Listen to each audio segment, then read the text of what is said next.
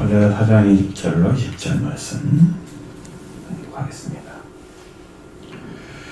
내가 또 말하나니 유업을 이을 자가 모든 것의 주인이나 어렸을 동안에는 종과 다름이 없어서 그 아버지가 정한 때까지 후견인과 청지기 아래 있나니 이와 같이 우리도 어렸을 때 이 세상의 초등학문 아래 있어서 종노릇 하였더니 때가 참에 하나님이 그 아들을 보내사 아들에게 여자에게서 나게 하시고 율법 아래 나게 하신 것은 율법 아래 있는 자들을 속량하시고 우리로 아들의 명분을 얻게 하려 하심이라.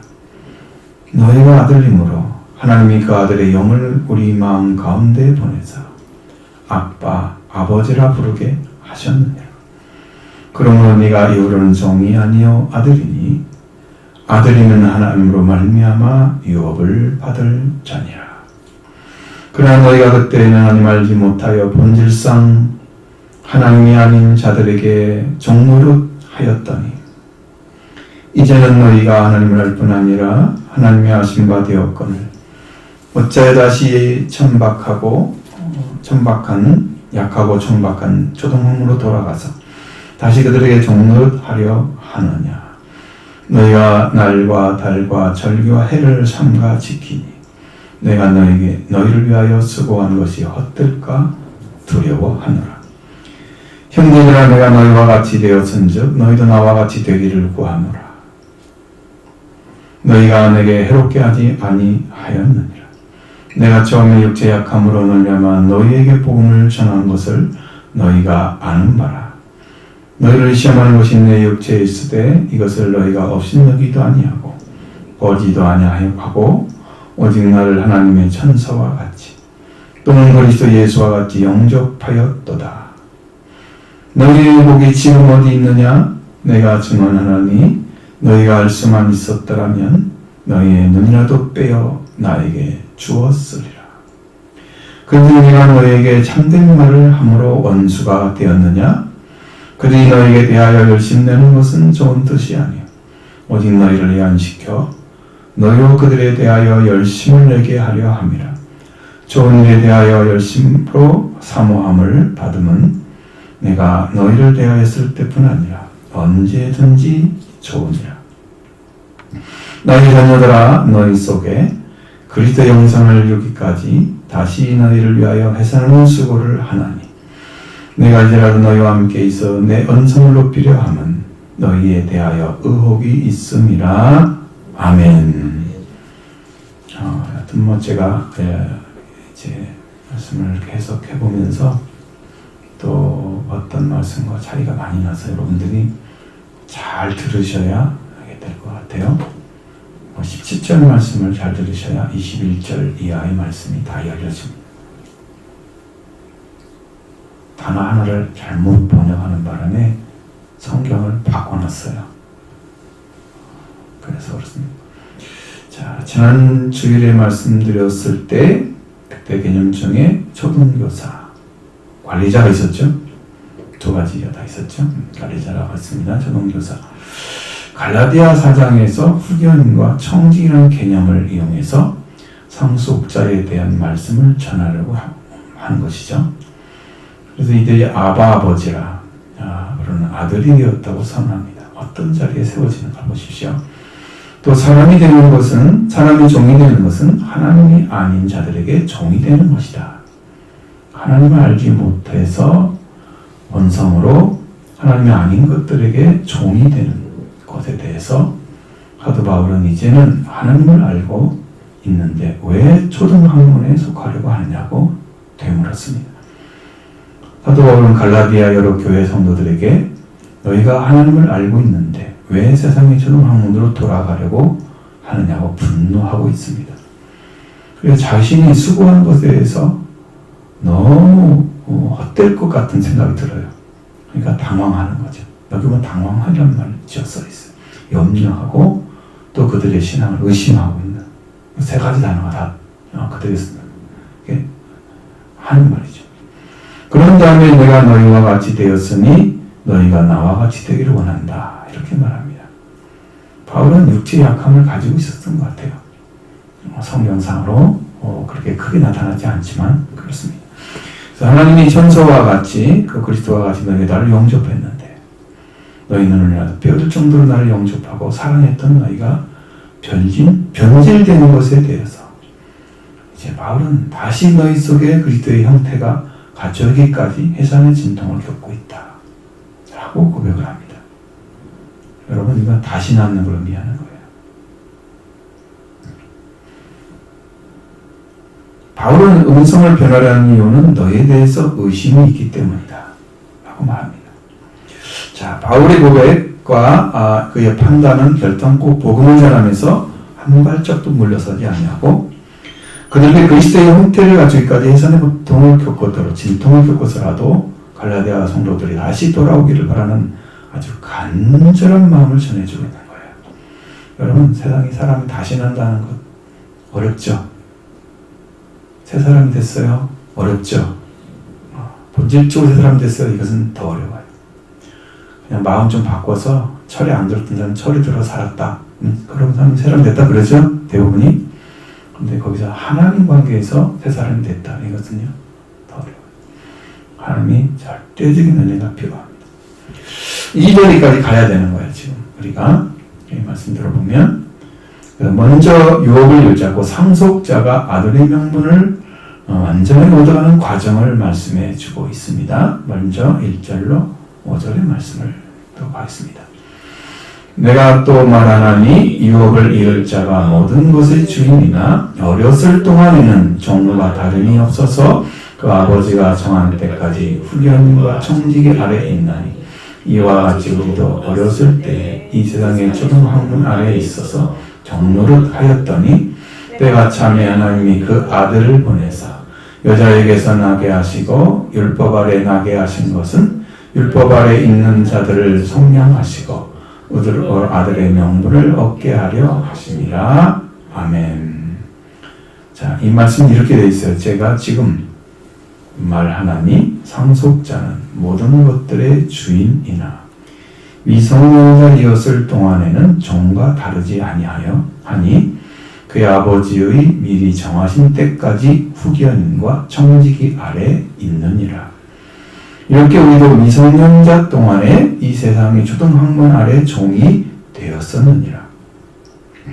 시간이 채워지니 하나님이 그의 아들을 보내어 여자에게 태어나게 하셨고 율법 아래에 태어나게 하셨으니 율법 아래에 있는 자들을 속량하시고 양자 삼기를 받게 하려는 것이니라. 이렇게 말씀드렸습니다. 이 상속자는요, 어쨌든 아버지가 정한 거예요. 이미 그 집안을 모든 것들을 상속받는 자리로 딱 세워놨어요. 그래서 실제로는 어리지만 다 주인이에요. 그 집에. 그것을 다 얻을 수 있는 주인. 실제로는 주인이에요. 그런데 이 상속자가 미성년자 있을 동안에는 종과 다르지 않단 말이에요. 상속자가 미성년자 동안에 종과 다르지 않다는 건 그가 언제까지 종과 다르지 않느냐 그러면 아버지가 정한 기간 동안에 그런 거예요. 그럼 그 기간 동안 누구한테 맡겨지느냐? 후견인과 청지기에게 맡겨지는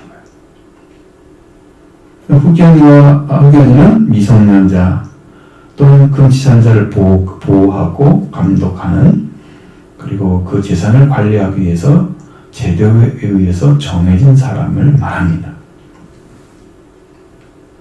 그래서 이 사람이 제 가정법원에서 금지산 선고를 받은 법률상의 무능력자 금지산자를 이 사람이 관리하는 거예요. 재산도 보호해 주는 거예요. 그 사람에게. 그러니까 금지산이라는 것은 사람이 법원에서 봤을 때 백치라고 그러잖아요. 사람이. 아니면 심신미약자.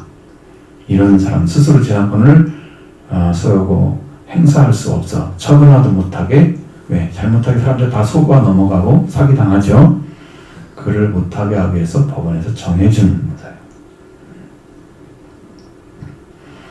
자, 그래서 이게 후견인의 제도가 무능력자를 보호하는 제도였습니다. 누구한테 그러냐면 후견인은 부모가 없는 사람, 미성년자. 친권자는 있으나 재산 권리를 가지지 있지 않은 자, 후견인이 필요합니다. 앞에서 말씀드린 금치산자에게도 필요합니다. 미성년자의 후견인은 정권자가 유언으로 정한 자로 해야 됩니다. 지정이 없으면 가정재판소에서 지정을 해줍니다. 그래서 금치산자의 후견인은 배우자가 될 수도 있고 혹은 후견인이 없는 때에는 가정재판소가 선임해 주기도 합니다. 이렇게 해서 후견인이라는 말이 쓰는데 성도들이 율법의 제약 아래에 있어서 신자의 회심의 상태를 설명하는데 형용으로 인용하고 있는 거예요. 후견인은 허다한 경우에 주인의 두터운 심을 받는 노예가 선임됐다고 합니다. 그래서 종과 다름이 없다. 그 당시에 사회상을 여러분 이해를 해야 이 말씀이 이해가 되는 거예요. 바울은 그걸 가지고 우리한테 썼잖아요. 우리의 그 시대를 읽지 못한다면 지금 와서 해석할 수 없어요. 그때 그런 것이 있었는데 지금 영적으로 뭔가 그걸 찾아내야 되죠. 상속인은 아버지의 사후에 부재 중에서 전 재산의 소유자가 될 것이지만 미성년자 동안에는 관리인의 후견인의 그런 감독하에 두어집니다. 그래서 권한을 발휘할 수가 없어요. 실제상 노예와 한 가지로 그 감독자의 속박된 생활을 하고 있었다.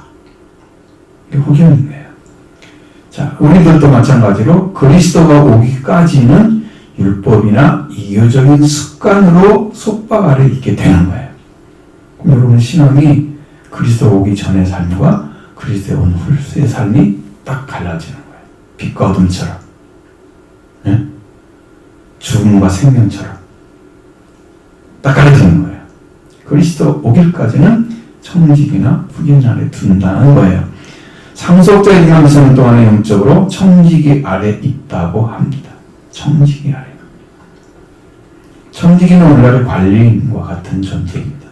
귀족의 집이나 부한집에 쓰이고 있는 하인들의 대장이죠. 장입니다. 구약에서는 노예의 우두머리 또는 주인의 모든 것을 관리하는 종 등을 의미했는데 애굽의 총리가 되었던 요셉도 바라도의 경비대장 보디발의 청지기였다. 정권을 맡겼죠? 그와 똑같습니다. 그럼 청지기는 집안을 관리하는 관리인입니다. 그리고 관리하는 관리인이지만 그 상속자이지만 그 집 상속자만 미성년자일 동안에는 이렇게 후견인과 같이 청지기도 그 아이를 돌봐주지 않아야 되는 거예요. 자, 그동안에 그러게 뭔가 마찬가지로 같이로 우리도 미성년자이지만 미성년자 동안에 상속자이지만 미성년자 동안에 이 세상의 초등학문 아래 종이 되어 있었다. 이런 거예요. 시간이 채워지니까 하나님이 그 아들을 보내셔서 여자에게 태어나게 하시고 율법 아래 태어나게 하셨다. 그러면 율법 아래 있는 자들을 속량해 주시고 양자 삼기를 받게 하려는 것입니다. 양자예요. 우리는 양자가 되는 것처럼 이제 써 있어요, 성경에. 사실은 우리는 양자가 아니죠. 성경대로 말하면 여러분들은 모두 하나님께 창조된 상태에서 태어나서 계속 부모를 통해서 낳게 된 거예요. 그러니까 창조자 하나님께서 만드신 아담의 후예인 거죠. 그러니까 이건 아담 후예들은 전부 어떻게 돼요? 하나님이 창조한 자들이잖아요. 그러니까 양자가 될 수는 없고 다 지금 잃어버린 아들인데 찾게 되는 거죠. 여러분 하나님 아래 찾아지는 그리스도를 통해서 여러분도 상속자가 되는 것입니다. 자, 그런데 우리의 초등학문 아래 있는 거예요. 초등학문 아래. 엘레멘탈 스피릿, 초보라고 하죠. 원리라고도 하고. 그런데 헬라어로는 스토이케이온이라고 합니다. 이것은 이제 초보적인 교훈이나 아니면 종교의 가르침의 기본이라는 의미를 가지고 있습니다. 개역개정 성경에서 초등학문이라고 성경하고 번역하고 새 번역에서는 원시종교라고 번역을 해놨습니다. 그러니까 이게 뭐냐면 그리스도가 오기 전에 우리들이 믿고 있었던 어떤 관념 같은 것들, 우리들이 세상에서 그냥 배워진 것들 있잖아요. 그런 종교적인 것들, 저는 그런 게 좀 많았죠. 그런 게 많았습니다. 우리 집에 무당집과 비슷했으니까 그렇게 살았던 거죠. 그 원시 종교 상태 있는 거예요. 근데 고대 రో마 종교에서는 이렇게 생각을 했답니다. 자연의 그 물리적인 힘도 포함해서 모두 영의 지배 아래 있다고 그들을 믿었어요. 그래서 그들을 믿을 만한 신으로 믿었어요. 신이라고 하잖아요. 신으로서 예배를 하고 있어요. 그래서 우주를 섬기는 거예요. 영에 지배되니까 그 영을 섬기는 거예요. 그게 원시 종교예요. 그런 초등학문이 다 알아 있었습니다. 예수 그리스도를 알기 전에는 다 그러고 살고 있습니다. 예수님 나의 주인이 되기 전까지는 다 그러고 살고 있어요. 초등학문에 있었던 자 누구예요? 그리스도의 복음을 받아서 상속자들이라고 하는데 복음을 받기 이전의 생활, 유대교나 이방 종교나 원시 종교의 가르침을 받았던 자들. 우리 어머니를 받았으니 손을 이렇게 빌면서 불 타놓고 요랬던 거 기억이 나요. 지금도 다 그게요. 민속 종교라고 생각하지만 그건 신앙이 아니죠. 근데 시간이 채워지니까 하나님이 그 아들을 보내시고 여자에게 태어나게 하시고 율법 아래 태어나게 하셨습니다. 율법 안에 있는 자들을 속량하시고 양자 삼기를 받게 하시려고 했습니다. 그러면 갈라디아 교인 성도들은 여러 교회 성도들이 그들이 바로 양자 삼기에 들어가는 자들이죠. 그들이 우리는 오늘 우리 교회에 와서 여러분들이 그리스도 만나기 전에 하나님 아들로 들어간 신앙이 들어가는 길로 서 있는 사람들. 이 사람들이 초등학문 성경 사람들이잖아요. 이게 초등학문에 있었던 자들이 이제 시간이 채워지니까 하나님께서 그 아들을 보내시고 여자에 태어나셨으니 여러분도 하나님이 예수 그리스도를 여러분에게 주셔서 구원받기 합당한 자리에 시간이 채워지면 여러분한테 태어나게 하실 거예요. 여러분은 태어나야죠. 아들이 와야 돼요. 이 땅에는 여자에게 태어나셨죠. 마리아를 통해서 세상에 그리스도와 칭하는 그 예수님이 태어나신 거예요. 하나님은 왜 이렇게 어려운 방식으로 태어나게 해서 우리를 구원하실까? 이게 영적인 법칙이기 때문에 그렇습니다. 더 깊은 말을 못하지만 그래서는 성령으로 잉태해서 여자의 후손이 되게 하시면서 그 아들을 세상에 보내셔간 이유는 뭐냐면 세상 사람들이 다 죽었기 때문입니다. 그래서 그런 거예요. 로마서 2장 12절에 무릇 율법이 없이 범죄한 자는 율법 없이 망하고 물론 율법이 있고 범죄한 자는 율법으로 말미암아 심판을 받으리라 라고 말씀하시는 거예요. 너무 두려운 거예요. 한 사람도 벗어날 수가 없어요. 2장 14절로 넘어가면 율법 없는 이방인이 본성으로 율법을 행할 때에는 이 사람은 율법이 없어도 자기가 자기에게 율법이 되나니. 율법이 없는 사람 하나도 없다는 거네요. 그렇죠? 본성으로 그냥 몰랐는데 율법인지 모르는데 율법을 일을 해. 그런 건 자기한테 율법이 돼요. 그러니까 율법 없는 자는 율법 없이 망하고 율법이 있는 자는 율법으로 심판을 받아. 그러니까 율법 아래 있다면 모든 사람 율법을 다 있는데 그 사람은 다 죽었다는 얘기잖아요. 심판받는 뭐예요? 율법을 한시라도 행하지 않고 있으면 율법의 정죄가 떨어지잖아요. 그러면 죽은 자죠. 율법 없는 자도 본성을 행하면 그것이 율법이 되죠. 율법에 있는데 율법으로 의를 얻지 못하니 다 망했죠. 다 죽었습니다. 그래서 하나님께서 그 아들을 보내실 때 여자에게 나게 하시고 율법 아래 태어나게 하신 거예요.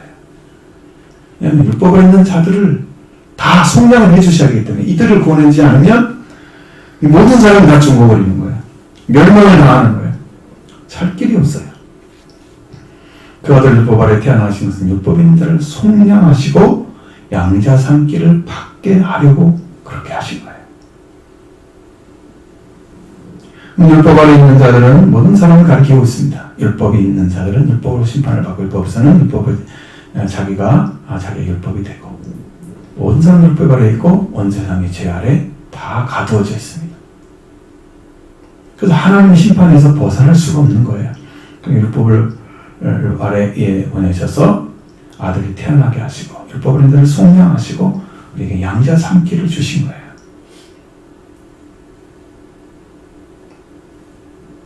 그리고 그 다음에 이렇게 하시는 것은 너희가 아들이기 때문에 하나님이 그 아들의 영을 우리 마음 가운데 보내셨고 아빠 아버지라 부르게 하셨다고 말씀해 주십니다. 6절로 7절 말씀입니다. 너희가 아들이므로 하나님이 그 아들의 영을 우리 마음 가운데 보내사 아빠 아버지라 부르게 하셨느니라. 그러므로 네가 이후로는 종이 아니요 아들이니 아들이면 하나님으로 말미암아 유업을 받을 자니라. 아멘. 자, 이 말씀은 너희는 아들들이기 때문에 하나님은 그의 아들의 영을 우리 마음속으로 보내셔서 아빠, 아버지. 그러니까 아빠가 아니고 아빠. 원어로는 아빠. 이건 우리말로 그냥 아빠라고 이렇게 번역을 해요. 아빠, 아버지라 부르게 하셨느니라. 그러므로 내가 이제는 종이 아니요 아들이니 아들이면 하나님으로 인하여 상속자니라. 이렇게 말씀하셨습니다. 하나님께서 아들을 율법 아래 태어나게 하셨습니다. 율법 아래 있는 자들은 속량을 받고 양자 삼기를 받게 하는 것입니다. 자, 그렇게 된 다음에 어떻게 할까요? 양자 삼기가 이루어졌으면 아들이 됐죠. 법적으로 상속자죠. 상속자입니다. 그럼 하나님이 그 아들들에게 하나님이 그 아들들의 영 속에 영을 그의 마음속으로 보내주시는 거예요. 그러니까 하나님 아버지라 부르신 사람은 누구예요? 하나님이 그의 영을 그의 마음에 보내신 자가 하나님을 아빠 아버지라 부른다는 거죠. 그냥 일반인들이 하나님을 아빠 아버지라 못 부르죠. 그들은 그분 누군가를 모르잖아요. 아는 자만 부르잖아요. 그렇죠? 그러니까 이게 다른 거예요. 하나님이 정말 아버지인지 예수 그리스도의 율법 아래서 태어나셔서 우리의 속량이 이루어졌으면 하나님을 아빠 아버지라 부르도록 하나님이 그 아버지 그 자신이 그의 아들의 영을 그의 마음속으로 보내셔서 그렇게 하십니다. 아빠 아버지라 부르짖게 하셨느니라. 부르는 게 아니고 부르짖게 하셨느니라. 이렇게 말씀하십니다. 자, 이게 아빠 아바라는 단어는 아람어로 아빠예요. A-B-B-A 아빠 이렇게 써집니다. 그래서 이제 이 단어는 원래 동동한 여성 명사 임마 그러면 여기는 임마처럼 유아 언어에서 파생된 단어입니다. 어린아이가 젖을 뗄 때는 아버지를 아빠라고 불렀다고 해요. 이게 아람어인데 한국어하고 비슷해요. 엄마는 임마라고 불렀습니다. 이런 의미에서 확장해서 아버지의 호칭인 아빠라는 단어가 더 이상 아들들에게만 국한되는 게 아니고 성인이 된 아들들에게도 의해서도 사용되었다 하는 거예요. 이렇게 이 단어의 유아적 성격은 사라지고 아빠는 사랑하는 아버지를 표현해서 느낄 수 있는 그런 따뜻하고 친숙한 느낌을 갖게 되는 단어가 된 거예요. 이제는 아버지를 찾아서 돌아옴으로써 인해서 하나님 아버지를 찾은 아들들은 하나님을 아빠, 아버지라 친숙하게 부르게 하셨어요. 이게 지금 회개하고 돌아오는 게 얼마나 큰 축복인지 아시겠죠? 성령 받는 게 얼마나 축복인지 아시겠죠? 성령으로 부를 수 있는 일이죠. 그때 당시에 이때 신앙인들, 유대교 신앙인들은 일상 가정에서 친숙한 언어로 이 아버지를 부르는 데는 너무 힘들었어요. 그들은 하나님이 너무 큰 분이에요. 하나님은 무한히 자유로우시고 아버지의 사랑을 가지신 분인데 하나님은 높이 들린 보좌에 앉아 계시는 분이에요. 열국을 통치하시는 분이에요. 파도를 명령하시고 창조와 재창조를 하시는 분. 온 세상으로서 심판과 자비를 내시고 무한히 거룩한 분 때문에 하나님의 이름을 부르는 것조차 유대인들은 꺼려했다는 거죠. 당시에. 그래서 하나님을 아빠, 아버지로 부른다는 것은 상상조차 할 수 없는 일이에요. 당시에. 그런데 예수님께서 친근하게 아빠, 아버지라 부르는 그 독특한 관계에 있는 것을 이제 바울을 통해서 알려줬죠. 예수님도 그 말씀하셨어요. 예수님도.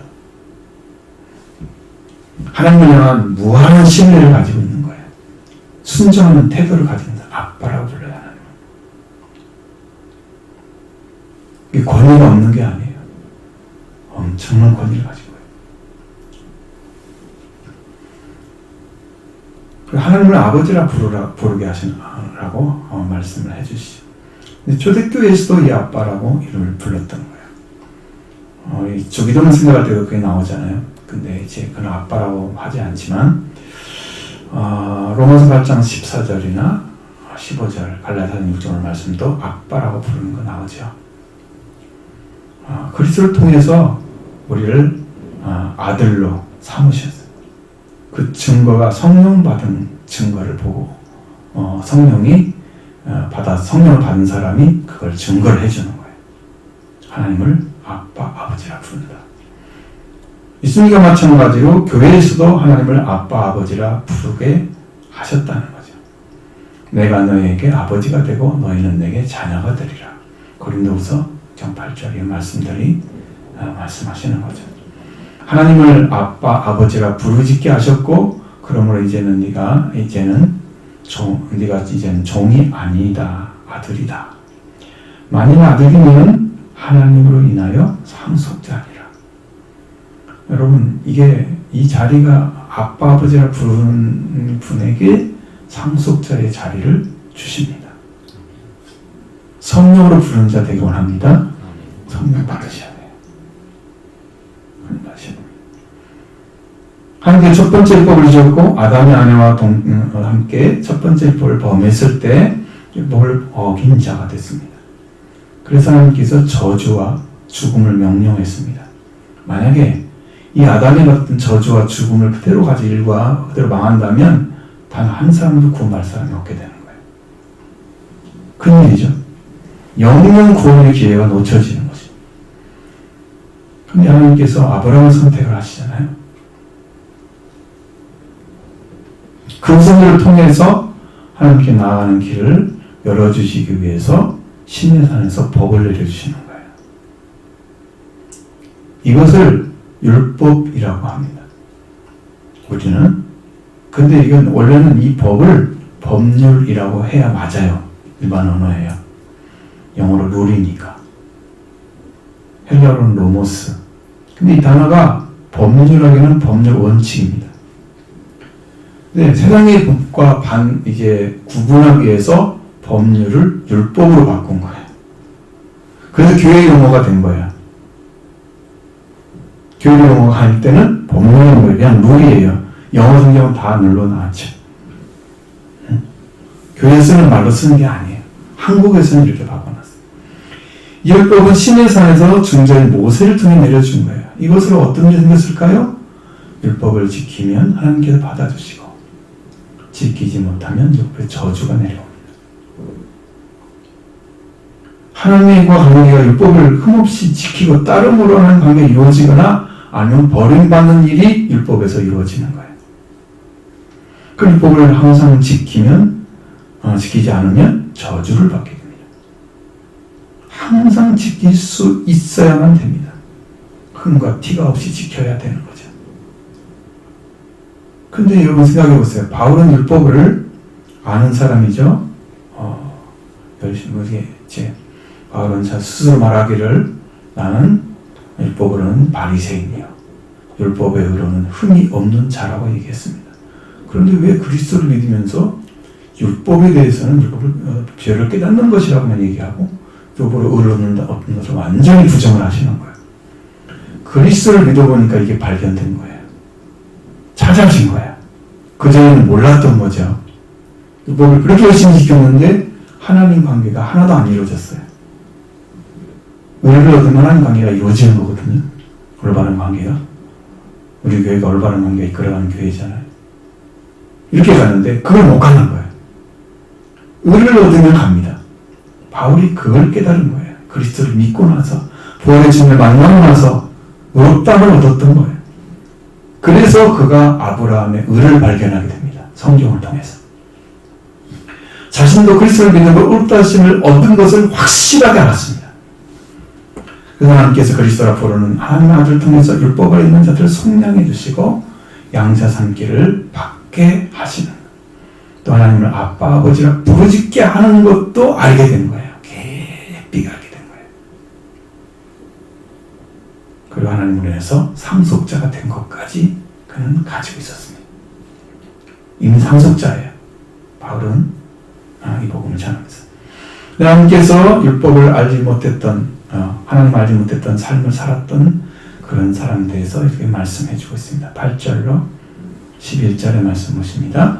그러나 너희가 그때는 하나님을 알지 못하여 본질상 하나님이 아닌 자들에게 종노릇 하였더니 이제는 너희가 하나님을 알 뿐 아니라 하나님이 하신 바 되었거늘 어찌하여 다시 약하고 촉박한 초등학문으로 돌아가서 그들에게 종노릇 하여 하느냐. 너희가 날과 달과 절기를 해를 삼가 지키니 내가 너희를 위하여 수고한 것이 헛될까 두려워하노라. 아멘. 자, 이 말씀이 이렇습니다. 그러나 그때에는 너희가 하나님을 알지 못하여 본성으로 하나님이 아닌 것들에게 종속되었다. 본성이 본질상이라고 안 써있고 완전히 그 단어가 아닙니다. 제가 어디 갑자기 어느 가다 읽어보니까 학자들이 얘기하는 거, 우리 개혁 성경이 7만 군데를 고쳤대요. 개혁 개정이 되면서. 그런데도 앞으로 1000군데를 더 고쳐야 되는데 긴박하게 고쳐야 할 것은 700곳이 된다 그래요. 성경 해석이 너무 잘못된 거예요. 학자들이 하는 얘기예요. 제 얘기가 아니고. 그러니까 제가 이제 이 단어를 알려주면 이게 원어에 있는 단어다. 그러면 그걸로 받으시는 게 좋아요. 그래서 이렇게 오늘 찾아서 말씀을 드리는 거예요.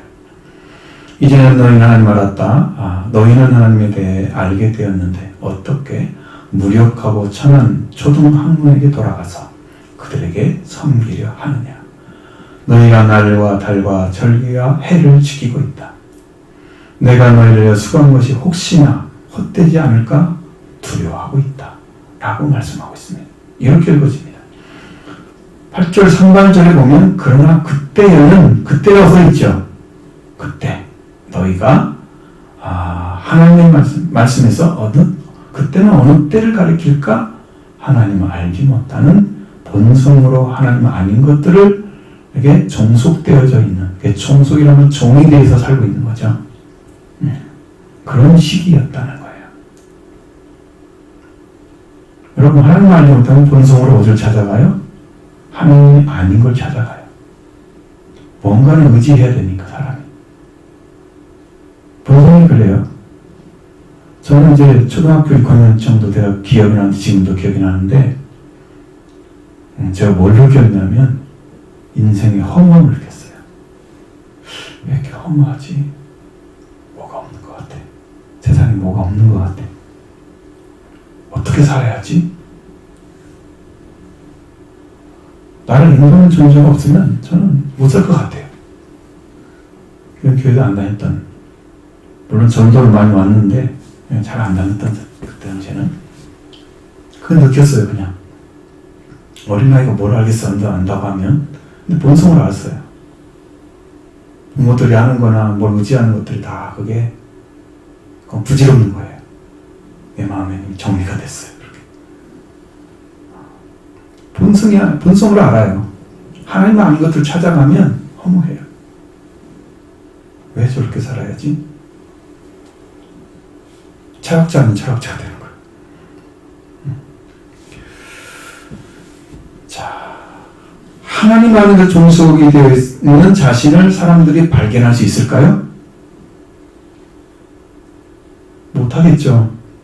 이미 거기에 속해져 있기 때문에. 종속되기 때문에. 여러분, 하나님 아닌 것들을 쫓아갈 때 성경에 뭐라고 그래요? 우상숭배가 뭐라고 해요? 탐심이라고 했죠. 엄청 갖고 싶어 하는 것들이 있으면 그 갖고 싶은 것들에 대해서 탐심이 생기는 거, 사람. 그 탐심 우상숭배라고 했어요. 원하는 걸 찾아가고 자기가 구하는 삶을 살아갑니다. 자기가 원하는 삶을 살기 위해서 자기가 고생하는 거예요. 그래도 괜찮다고 생각해요. 왜? 내가 이거 원하는 걸 하고 있으니까 나는 미친 장사 아니야. 나는 잘하고 있는 거야. 그렇게 생각하는 거예요. 본성으로 하나님 아닌 것들을 중심으로 살아가는 거예요. 그래서 탐심으로 해서 탐심이 마음에 생겨지고 마음이 심겨져서 그것들을 원하면서 그걸 얻으면 기쁘게 그냥 그걸로 만족하지는 않지만 채워지는 하면서 세상을 살아가고 있는 거죠. 그래요. 그게 우상숭배예요. 신이 아닌 것들을 신으로 섬기는 거예요. 하나님을 알지 못했던 삶은 다 본성에 충실한 삶을 추구하고 있는 거예요. 그런데 아무런 죄책감 느끼지 못합니다. 그때가 그럴 때야. 그러나 내가 하나님을 알게 되고 하나님께서 나를 알게 되면 이제는 그 관계가 나를 중심한 나의 본성으로 돌아가지 않고 하나님 아는 것들에 종속되지도 않습니다. 이제 하나님 주신 말씀으로 살아갑니다. 하나님의 뜻을 중심으로 나의 의식과 나의 의지가 살기를 원하고 하나님 말씀을 지킵니다. 그게 얼마나 중요한지 몰라요. 말씀을 끝까지 지키고 있으면 하나님은 그걸로 나를 지켜주십니다. 여러분 그거 못 깨달으셨죠? 한번 해보세요. 그게 아무것도 아닌 것 같죠? 엄청난 능력을 하나님이 행사하십니다. 저는 봤어요. 요한일서 1장 17절에 이 세상도 그 정욕도 지나가되 오직 하나님의 뜻을 행하는 자는 영원히 거하느니라. 약속의 말씀도 믿습니다.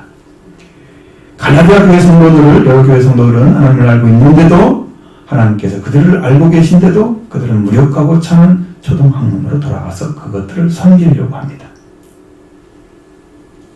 원시 종교, 이방 종교 다 들어가죠. 그리스도에게서 오시기 전에 초보적인 신앙들을 그때 얻었는데 그 초보적인 신앙이 유대교 들어가 있죠. 율법도 초보적인 신앙이 들어가 있는 거예요. 유대교가 들어가 있으니까. 그거 뭐 빼버리면 안 돼요? 이건 따로 있는 게 아니에요? 바울은 그거 다 포함해서 얘기합니다. 근데 이해를 못하면 다른 말을 하겠죠. 이 바울이 율법을 지키려고 하는 유대교를 걷는 것을 보고 있습니다. 그들은 무력하고 천한 것들입니다. 이는 율법을 우리를 의롭게 하려고 하는 자가 되게 하셨지만 율법을 행하지 않은 저주를 받게 되고 율법의 정죄를 받게 됩니다. 그러면 해방을 받아야 돼요. 율법에는 해방이 없습니다. 정죄만 있고요. 저주만 있습니다. 어떻게 살겠어요? 능히 살게 하는 율법이 아니라는 거예요. 그렇다면 갈라디아 교회 여러 교회 성도들은 하나님의 말씀의 가르침을 믿고 듣고 믿음으로 성령을 받는 것은 부정하고 하나님께서 바울을 통해 주신 은혜를 배신한 자리까지 가게 됐잖아요. 두렵지 않겠어요? 그 갈라디아 여러 교회 성도들이 그렇게 하고 있다는 것을 결정적인 건 뭐냐면 10절의 말씀이에요. 10절 말씀. 너희가 날과 달과 결정적인 순간, 원어는 결정적인 순간인데 절기라고 표현했더라고요. 절기와 해를 지키고 있다. 날은 금식일과 안식일을 가리킵니다. 여기는 하루만 지키는 절기도 포함됩니다. 포로기 후에 회개와 탕을 금식하는 금식이 정해졌습니다. 금식의 날이. 여러분 스가랴에서 배울 때 연 4회에 금식하는 날이 있다고 말씀드렸죠? 그날이에요. 금식하는 날이에요. 느부갓네살이 예루살렘을 포위해서 바벨론 포로가 되기 시작한 달력으로 바벨론 달력으로 10월 10일 테벳이라고 합니다. 두 번째는 예루살렘이 함락된 4월 9일 포로 후에 타무즈라고 합니다. 타무즈는 세 번째는 성전이 파괴된 날 5월 7일 여기입니다. 그 다음에 네 번째는 그달랴가 살해된 7월 2일 티시리얼. 그 네 번을 금식을 해야 돼요. 그럼 답은 뭐냐 그러면 초하루에 지키는 월석이에요. 여러분 구약을 보면 얼마나 자세하게 나왔는지 몰라요. 그런 것들이. 지금 공동체 성경 읽기가 지금 레일이 30장쯤 넘어갔어요. 예. 그렇게 돼야죠. 거기에 자세히 나와 있어요. 그런 걸 읽어보면 너무너무 제가 읽으면서 감동을 했습니다. 하나님은 얼마나 자세하신 분인지, 섬세하신 분인지. 절대로 한 사람도 구원받은 자 지옥에 보낼 리가 없겠구나. 너무 완전하셔서. 성경이 그 하나님을 발견합니다. 얼마나 온전하게 말씀하시는지. 자, 그럼 월삭과 반복적으로 운행되는 절기들이 있습니다. 정월에 추수가 되는 아비월, 2월에 꽃의 계절은 12월, 비의 계절은 7월과 8월입니다. 에다미월과 불월입니다. 이런 것들을 다 지키는 거예요. 달. 그러니까 갈라디아 교회 성도들은 달력이 유대인 달력과 달라요. 때문에 그들의 문화권은 대혼란이 왔을 거예요. 우리는 그거 없는데 이거 지키라 그러네? 세 번째는 절기입니다. 카이로스는 레위의 율법의 3대 절기를 가리켜서 유월절과 오순절과 장막절, 초막절이라고 하죠. 그 유대 전통에서 추가된 나팔절과 수전절까지 다 지킵니다. 그 마지막으로 해를 지킵니다. 7년마다 안식년, 매 50년마다 희년. 이런 것들은요, 그리스도가 오셔서 다 이루어졌어요. 여러분 다 희년으로 돌아오면요, 완전히 찾아져요. 여러분의 인생에 잃어버렸던 것들을 하나님께서 이미 주시고 준비했던 걸 다 찾아줘요. 희년 나팔에 들려오기를 합니다. 다 이루어졌어요. 여러분 안에 주고자에서 하나님이 그게 예수님이 이루신 거예요. 근데 이것을 갖다 다시 지키는 거예요. 옛날 율법처럼. 그렇게 지키라고 가르침 받잖아요. 그것들을 지키고 있는 갈라디아 교회 성도들에게 되고 말았다는 거죠. 바울이 얼마나 한탄스럽겠어요? 다 이런 걸 갖다 줬더니 옛날로 돌아가. 기가 막힌 일이잖아요. 12절에는 내가 너희를 위하여 수고한 것이 헛될까 두려워하노라. 헛수고를 하는 만큼 허망한 일이 없죠. 영적으로 하는 역사를 무효로 만드는 죄를 지었던 건 누굽니까? 아담이죠. 아담의 범죄입니다. 흙으로 사람을 만들고 그랬잖아요. 근데 흙으로 돌아가라 했잖아요. 무효로 만들었죠? 하나님의 창조를. 영혼은 하나님께 돌아가고 성령은 하나님의 영이 부어졌습니다. 이게 인간의 창조를 완전히 죄로 만든 사람이 바로 아담이었어요.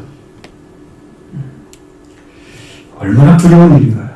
그러니까 저주와 죽음이 떨어진 거잖아요. 그렇게 했던 사람에게. 바울은 그를 처음 만났을 때 상기시키면서 말씀해 주고 있습니다. 12절 말씀 보십니다. 형제들아 내가 너희와 같이 되었은즉 너희도 나와 같이 되기를 구하노라. 너희가 나를 해롭게 하지 아니하였느니라. 아멘. 이 말씀은 형제들아 그리고 내가 너희들과 같은 것처럼 너희는 나와 같이 되기를 진심으로 간청하노라. 너희는 나에게 하나도 잘못 행하지 아니하였느니라. 그렇게 말씀하고 있어요. 진심으로 간절하게 바라고 있는 거예요. 내가 너희들과 같은 것처럼. 나도 내가 달란 게 있는 것도 아니고 바울이 가진 것은 뭐예요? 하나님 주신 거잖아요. 그리스도 통해서. 그러면 사명자인 게만 다른 거예요. 똑같은 거예요. 나머지. 제가 여러분과 똑같은 거예요. 사명이 다른 거예요. 다 구원을 받아야 되는 거고 그 길로 인도해야 되는 거고 다 똑같아요. 바울도 똑같아요. 그러니까 너희도 나처럼 좀 되라고. 나 너희처럼 된 사람이니까. 그게 간청하고 있다. 진심으로 간청하고 있다. 바울은 갈라디아 여러 교회 성도들과 같은 자라고 말합니다. 그러니까 너희도 나와 같이 되기를 진심으로 간청합니다. 자신을 높이거나 자신의 월성을 강조하거나 그 위에 서려는 그 낌새조차 보이지 않습니다. 그는 자신의 말씀을 가진 자의 권위를 받아 전해주는 그 말씀만 강조하는 거예요. 그럼 바울은 그러면서 너희는 나에게 하나도 잘못행하지 않았다고 이야기합니다. 바울이 처음 갈라디아 교회 지방에 갔을 때 복음을 전파했죠. 그들과 함께 대면했을 때를 상기시켜줍니다. 13절로 14절 말씀 봅니다. 내가 처음에 육체의 약함으로 말미암아 너희에게 복음을 전하는 것을 너희가 아는 바라. 너희를 시험하는 것이 내 육체에 있으되 이것을 너희가 업신여기지도 아니하며 너희도 아니하고 오직 나를 하나님의 천사와 같이 또는 그리스도 예수와 같이 영접하였도다. 아멘. 이 말씀 이렇게 돼요. 내가 이전에 육체 약함을 안에서 내가 너에게 좋은 소식을 전파한 것을 너희가 알고 있다. 나의 시험을 나의 육체 안에 끊어지고 이것을 너희들은 경멸적으로 대우하지 않고 침을 뱉지도 않았으며 도리어 나를 마치 하나님의 천사와 같이 그리스도 예수와 같이 방문자를 영접하였도다. 이게 방문자였어요, 본인. 자, 근데 갈라디아 교회 교회들을 방문했을 때 경험을 좀 이야기합니다. 그때 육체 약함을 안에서 좋은 소식을 전파하고 있다는 것도 너희가 알고 있지 않느냐? 자, 그들에게 말해줍니다. 그때를 너희들이 생생하게 기억하라고 처음 만났을 때 그때를 기억하라고 이야기합니다. 바울은 그들에게 나의 시험을 나의 육체 안에 있었지만 너희는 이것들을 경멸적으로 대우하지 않고 침도 뱉지 않았다. 하나님의 천사와 같이 오히려 하나님의 천사와 같이 그리스도 예수와 같이 나를 영접해 주었다. 방문자를 영접해 주었다. 이야기합니다. 바울을 얼마나 끔찍하게 대하는지 알겠죠? 정말 사랑하는 마음이 정말 처음부터 끝까지 변하지 않았습니다. 아마 이 육체의 약함을 가지게 된 것은 바울이 다메섹에서 부활의 주님을 만났을 때 빛을 받았잖아요. 그리고 나중에 아나니아가 죽기도 안수기도 했을 때 눈에서 비늘 같은 게 떨어졌다 그랬죠. 이게 눈병을 얻었을 가능성이 아주 큽니다. 육체의 약함. 그러니까 눈이 하나가 보면 양쪽이 다 잘 안 보이거나 뭔가 문제가 있는 사람이 와서 복음을 전해. 그러면 사람들 볼 때 업신여길 수 있잖아요.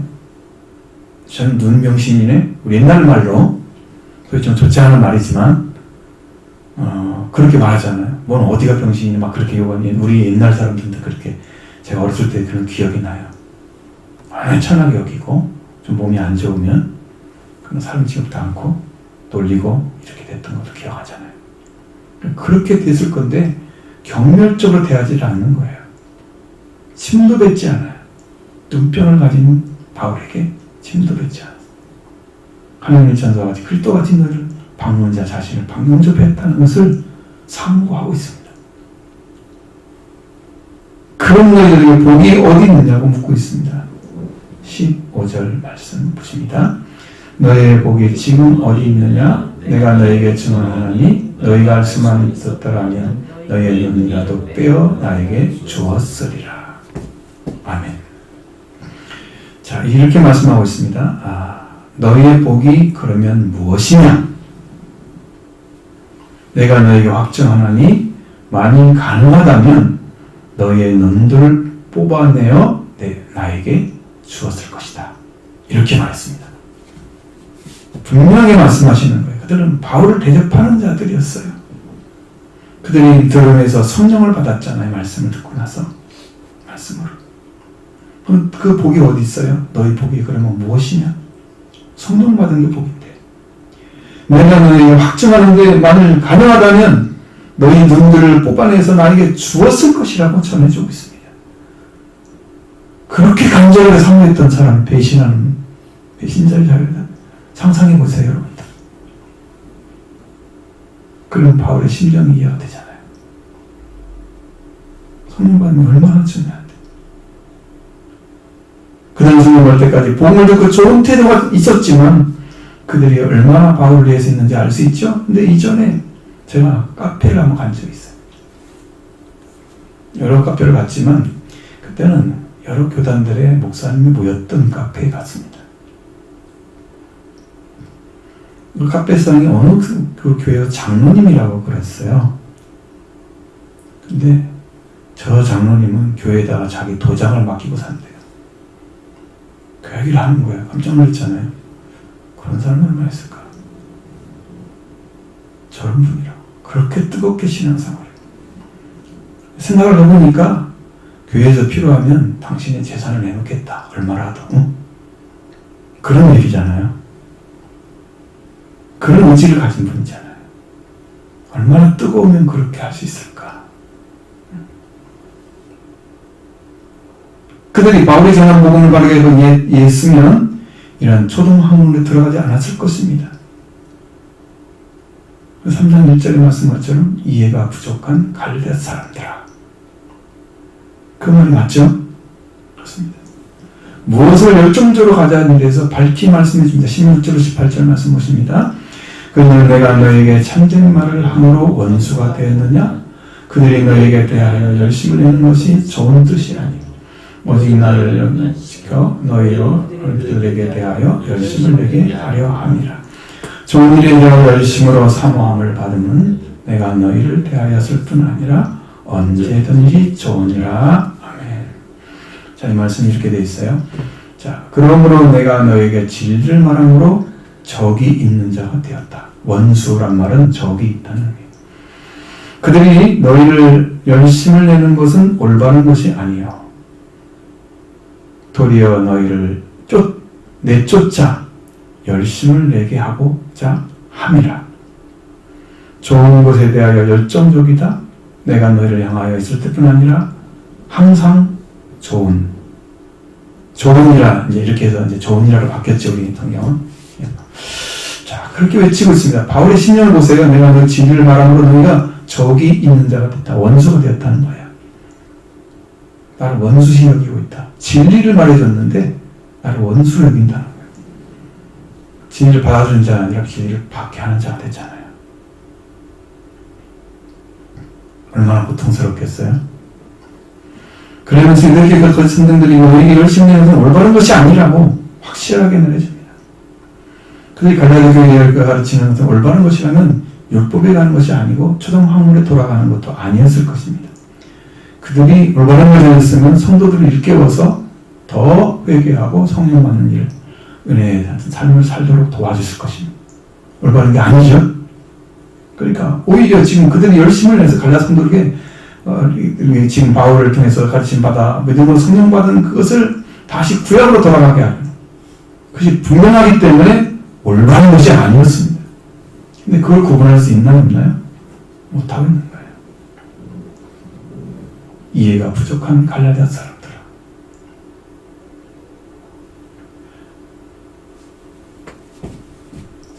그들이 너희를 열심히 올바른 것이 아니다 그랬죠? 그러면 도리어 너희를 내쫓아 열심을 하고자 함이라. 성령 받은 자가 그 집의 주인이잖아요. 갈라디아 교회의 주인은 누구예요? 바울의 말씀을 듣고 성령 받은 자들이잖아요. 그들이 주인이잖아요. 그런데 거꾸로 율법 가진 자들이 내쫓으려고 하는 거예요.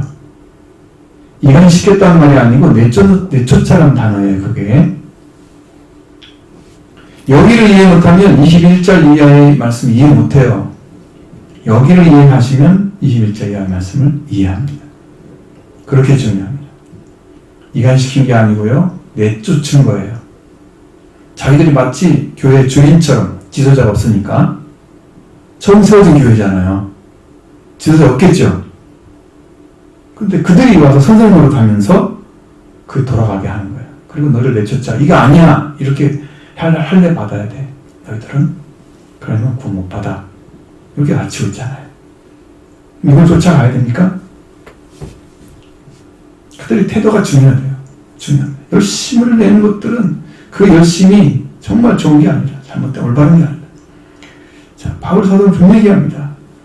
그리스도의 형태를 갖추기까지 내가 너희를 해산의 진통을 겪고 있다고 말씀하고 있습니다. 19절 20절 말씀 보십니다. 나의 자녀들아 너희 속에 그리스도의 형상을 이루기까지 다시 너희를 위하여 해산한 수고를 하는 내가 이제라도 너희와 함께 있어 내 언성을 높이려 하는 너희에 대하여 의혹이 있습니다. 아멘. 이게 얼마나 다른가 보십시오. 나의 자식들아, 혹은 아이들아 이렇게 쓸 수 있습니다. 나의 자식들아 너희 안에 그리스도가 형태를 갖추기까지 너희를 해산하는 진통을 겪고 있느니라. 현재형이에요. 내가 이 순간 내가 너희를 향하여 있어 나의 음성을 변하려 하니 너희에게 관하여 의심이 있음이라 라고 말합니다. 형제들이라는 말을 썼잖아요. 계속해서. 지금은 자녀들이라고 썼습니다. 이것은요, 이 말씀은요 7세 이하의 아이들, 아동들을 가리킵니다. 어디까지 가리키냐면 태어나지 않은 아이들까지도 다 들어가기 다만해 자녀라고 불러요. 원어로 그렇게 사용해요. 그러니까 우리는 지금 태어나지 않은 자녀를 보는 거예요. 그러니까 아주 태어나는 자녀까지 포함하는 단어죠. 바울은 너희 안에 그리스도가 형태를 갖추기까지 너희를 해산하는 진통을 겪고 있느니라고 말씀하십니다. 형태를 갖추는 것은요, 자궁에 그리스도가 임신된 걸 의미해요. 그리스도가 잉태되는 걸 말하는 거예요. 성령으로 오셔서 잉태됐죠? 그만하고 있는 거예요. 너는 아직 태어나지 않은 자녀들이야. 다시 해야 돼. 너희들. 왜냐하면 이게 말씀에서 떨어져가지고 스스로 간 게 아니고 유대교 거짓 선생 때문에 떨어졌기 때문에 갈라디아 교인들이 스스로 자기가 예수 그리스도가 부른 자가 아니야 라고 버린 게 아니기 때문에 이걸 하나님께 받아주시는 거예요. 그러나 거꾸로 타락해버린 사람들은 안 받아줍니다. 받지 않습니다. 히브리서 6장 보시면 돼요. 너무 무서워요. 그러니까 그리스도가 영적인 잉태를 해서 형태를 갖추기까지, 그럼 어떻게 나중에 아이가 해산하잖아요. 그렇게 될 때까지 지금 진통을 겪고 있다. 나는 지금 현재 하고 있다. 그렇게 고통스러운 거예요. 자, 바울은 그리스도가 우리 안에 오셔서 잉태해서 너희를 위하여 해산할 수 때가 진통을 겪고 있다는 고백을 합니다. 여러분, 그 고통을 이해를 하시겠어요? 여러분, 신앙을 갖다가 잃어버려가지고 다시 신앙생활에서 신앙을 다시 갖게 될 때 그리스도가 없게 돼서 돌아온 사람들 다시 태어나야 돼요. 예수를 부정한 건 아니에요. 그러니까 떨어져서 스스로 갈라디아 교인처럼 잘 몰라서 이렇게 된 거예요. 그럼 그 사람들은 다시 받아줘요. 타락하면 버림받습니다. 2번 회개가 안 됩니다. 자, 여기를 보셔야 돼요. 그래서 성령을 받아야 하는 그리스도께서 벌하시는 게 성령으로 오셔서 우리 안에 잉태가 됩니다. 이게 부활의 권능이 오셔야 돼요. 제가 간절하게 이제 교회를 위해서 기도하면 이게 사단이 더 강하게 역사하는 거예요. 왜냐하면 여러분들 태어나면 큰일이잖아요. 사단이 볼 때는 이거 못하게 하려고 더 은혜를 안 내리게 막고 있는 거예요. 이건 내가 더 기도가 필요하구나 분명히 알고 있습니다. 아주 강력한 기도가 하나님 안에서 있어야 돼요. 오순절에 성령의 역사가 일어나기를 원하기 때문에 그 기도, 오순절 성령이 오셔야 부활의 권능이 옵니다. 그럼 여러분들 다 태어나게 하실 거예요. 그때 비로소 그리스도를 알게 되고 구원을 받게 됩니다. 우리의 영이 태어나는 거죠. 그리고 우리 안에 놀라운 변화가 오기 시작하고 우리의 영적 신생아가 되는 겁니다. 그래야 잘 알겠죠. 태어나지 않은 사람이 잘하는 경우는 없으니 그렇습니다. 그 때문에 바로는 내가 이 순간 내가 너희를 향하여 있어 나의 음성을 변하려 하니 너희에 관하여 의심이 있다고 말씀해 주셨습니다. 음성을 변하려다고 하는 의미는 불평한다는 말로 불평하는 말로 바꾸는 것이 아니고 어투나 말의 방식을 바꾼다는 의미예요. 바울의 언어가 어땠어요? 3장을 보면 엄청 강력하죠. 어투가 바뀌었죠. 그 음성을 변한 거예요. 우리는 언성을 높인다고 써있잖아요. 우리 성경에는 음성을 변하게 하는 거예요. 바꾼 거예요. 단어를. 자, 너희들에게 대해서 의심이 있기 때문이라고 말합니다. 의심하고 있어요. 바울이. 그들. 실제로. 그럼 성취자가 되게 하기 위해서 아들을 되게 하셨는데 다시 초등학은 원시 종교에 빠져버려요. 율법을 지키는 자, 율법에 속한 자가 돼요. 그렇게 산다면 여러분 의심하지 않겠어요? 당연히 의심하죠? 의심합니다. 자, 여러분 신앙을 잘 갔다가도 이렇게 잘못된 것들을 접하게 되면 변질될 우려가 있다는 거예요. 여러분도. 만약에 여러분들 이거 태어난 사람은 괜찮지만 태어나지 않은 사람이 다른 교회에서 예를 들자면 잘못된 복음을 전한다고 해봐. 이단이나 이런데 가면은 그것으로 또 쏙 들어가요. 아무렇지 않은 것처럼. 근데 성령 받은 사람은 거기에 못 살아요. 안 맞아요. 본질이 달라요. 그러니까 튀어나와요. 그냥. 성령 안 받은 사람은 다 걸려 끌려 들어갑니다. 이단으로. 분명히 알죠. 왜 그들이 잘못됐는지. 자, 바울은 너희들 성도들의 변질되는 신앙을 보면서 당황을 했습니다. 그리고 어떤 대답을 해야 될지를 모르고 있었습니다. 성공자가 준비되는 과정에서 사도 바울 안에 바울은 너희 안에 그리스도의 형태가 저기까지 해산의 진통을 겪고 있다고 말합니다. 너희는 태어난 자녀로서 다시는 저로 돌아가지 말라고 이야기하는 거죠. 이제는 돌아가지 마라. 하나님을 고통스럽게 하지 말라고. 내가 전한 복음에 하늘 천사라도 다른 복음을 전하면 저주받는 것이 되라고 말했잖아요. 다른 복음이 있어요? 없습니다. 오늘이라도 하나님을 고통스럽게 하는 자가 있을까요? 그럼요. 말씀을 전하는 자를 고통스럽게 하는 거예요. 바울을 고통스럽게 하는 교회 여러 교회처럼, 갈라디아 교회처럼. 나는 여러분들이 온전한 말씀을 지키는 자가 되기를 원합니다. 하나님은 우리를 지켜주십니다. 환난과 고통 속에서도 승리를 받아줍니다. 반드시 이 세상을 이기고 여러분 이기는 자의 삶을